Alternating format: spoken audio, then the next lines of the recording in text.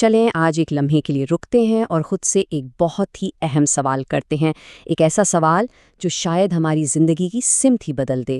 آج بات ہوگی ہمارے روزمرہ کے کاموں کی، ہمارے اعمال کی اور ہماری روحانی منزل کی۔ تو وہ سوال کیا ہے؟ وہ یہ ہے کہ کیا ہر گزرتے دن کے ساتھ ہم اللہ کو راضی کر رہے ہیں؟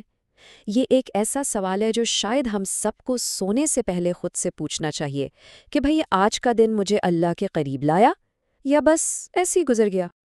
دن رات میں بدل رہے ہیں، راتیں دنوں میں، اور وقت تو بس ہماری سوچ سے بھی زیادہ تیزی سے بھاگ رہا ہے نا؟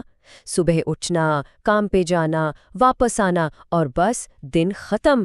اس بھاگ دوڑ میں کیا ہم نے کبھی سوچا کہ ہم اپنے اصل مقصد کے لیے کتنا وقت نکال رہے ہیں؟ سچ میں کبھی کبھی لگتا ہے جیسے وقت ریت کی طرح ہاتھ سے نکلتا جا رہا ہے۔ لیکن ایک اور بات بھی ہے جس پر غور کرنا چاہیے۔ کیا ہمیں یہ یاد رہتا ہے کہ ہر گزرتے دن کے ساتھ ہم موت کے ایک دن اور قریب جا رہے ہیں؟ یہ ایک ایسی حقیقت ہے جو ہمیں ایک دم سے روک دیتی ہے نا؟ ہر صبح، ہر شام ہمیں زندگی کے اختتام کے ایک قدم اور قریب لے جا رہی ہے۔ جب یہ بات ذہن میں آتی ہے نا تو وقت کی قدر ہی بدل جاتی ہے۔ اور یہ جو چیزیں ہیں نا، یہ کوئی کہانیاں نہیں ہیں۔ قبر، آخرت، حشر، قیامت کا دن، یہ سب ٹھوس حقیقتیں ہیں۔ ایسی حقیقتیں جن کا سامنا ہم سب نے ایک دن کرنا ہے۔ یہ ہمارے سفر کے اگلے سٹاپس ہیں، ہماری اگلی منزلیں ہیں۔ اچھا، تو جب یہ سب حقیقتیں سامنے ہیں تو سوال یہ ہے کہ اب کیا کریں؟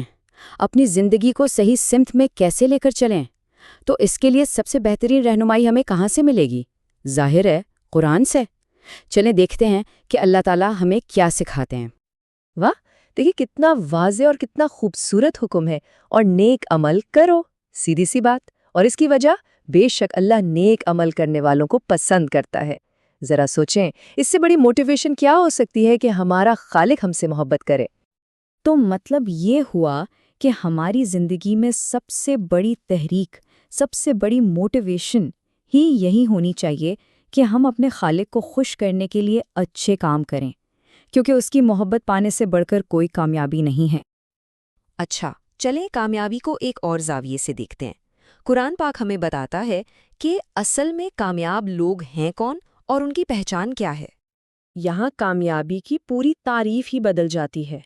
یعنی اصل کامیابی پیسہ، شہرت یا دنیا کی چیزوں میں نہیں ہے، بلکہ حقیقی کامیابی ملتی ہے سچے ایمان اور نیک اعمال سے، جیسے خشوع و خضوع والی نماز، وہ نماز جو پوری عاجزی کے ساتھ پڑھی جائے۔ تو قرآن کے بعد رہنمائی کا دوسرا سب سے بڑا ذریعہ ہمارے پیارے نبی صلی اللہ علیہ وسلم کی تعلیمات ہیں۔ چلیں اب حدیث کی روشنی میں دیکھتے ہیں کہ اس بارے میں ہمیں کیا حکمت ملتی ہے۔ یہ بات تو کمال کی ہے، جس نے کسی کو نیکی کی طرف رہنمائی کی اسے اتنا ہی اجر ملے گا جتنا اس پر عمل کرنے والے کو۔ مطلب آپ کی نیکی صرف آپ تک نہیں رہتی، اگر آپ نے کسی کو اچھا راستہ دکھایا تو جتنا ثواب اسے ملے گا اتنا ہی آپ کو بھی ملے گا، اور اس کے ثواب میں سے کچھ کم بھی نہیں ہوگا۔ سبحان اللہ! اس کو کہتے ہیں نیکی کا ریپل ایفیکٹ، یعنی آپ ایک اچھا کام کرتے ہیں، اس کا ثواب ملتا ہے، پھر آپ کسی اور کو اس کی طرف لاتے ہیں، آپ کو اس کا بھی ثواب ملتا ہے، اور پھر وہ شخص آگے جتنے لوگوں کو بتاتا ہے ان سب کا ثواب بھی آپ کو ملتا رہتا ہے، اور یہ ایک ایسی زنجیر ہے جو کبھی نہیں ٹوٹتی۔ اور اب ذرا اس انعام کے بارے میں سنیں جو اللہ نے اپنے نیک بندوں کے لیے رکھا ہے۔ میں نے اپنے نیک بندوں کے لیے ایسے انعامات تیار کیے ہیں جو نہ کسی آنکھ نے دیکھے، نہ کسی کان نے سنے، اور نہ ہی کسی انسان کے دل میں ان کا خیال آیا۔ بس تصور کرنے کی کوشش کریں ایسی چیزیں جن کا ہم سوچ بھی نہیں سکتے۔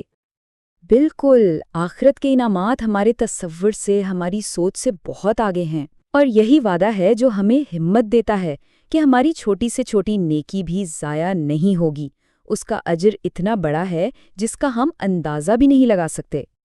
تو قرآن اور حدیث کی ان باتوں کی روشنی میں آئیے خلاصہ کرتے ہیں کہ وہ حتمی تحریک، وہ الٹیمیٹ موٹیویشن کیا ہے جو ہمیں نیکی کی طرف دوڑنے پر مجبور کرتی ہے۔ یہاں دیکھیں یہ موازنہ ہر چیز کو کتنا صاف کر دیتا ہے۔ ایک طرف ہے یہ دنیا جو عارضی ہے، فانی ہے، اور دوسری طرف ہے آخرت جو ہمیشہ رہنے والی ہے۔ یہ دنیا ایک آزمائش کی جگہ ہے جہاں ہمیں عمل کے بیج بونے ہیں، اور آخرت وہ نتیجہ کی جگہ ہے جہاں ہم ان اعمال کی فصل کاٹیں گے۔ تو اگر ہم اسے 3 نکات میں دیکھیں تو نیکی کے لیے کوشش کرنے کی بنیادی وجوہات یہ ہیں۔ نمبر 1، اللہ کی خوشنودی حاصل کرنا۔ نمبر 2، جنت کے وہ انعامات حاصل کرنا جن کا ہم تصور بھی نہیں کر سکتے۔ اور نمبر 3، آخرت میں ہمیشہ کی کامیابی حاصل کرنا۔ یہ تینوں چیزیں ہمیں اپنے مقصد پر فوکس رکھنے میں مدد دیتی ہیں۔ تو اس کا مطلب کیا ہوا؟ اس کا مطلب یہ ہوا کہ ہر نیک عمل، چاہے وہ کتنا ہی چھوٹا کیوں نہ لگے، وہ اصل میں ہماری ہمیشہ کی زندگی کے لیے ایک انویسٹمنٹ ہے، ایک ایسی سرمایہ کاری جس کا منافع کبھی ختم نہیں ہوگا۔ تو اب جب ہم یہ جان چکے ہیں کہ وقت بہت کم ہے اور انعام ہمیشہ کا ہے، تو اب سب سے بڑا سوال یہ ہے کہ وہ کون سی نیکی ہے جو ابھی اسی وقت شروع کی جا سکتی ہے۔ ذرا سوچئے گا۔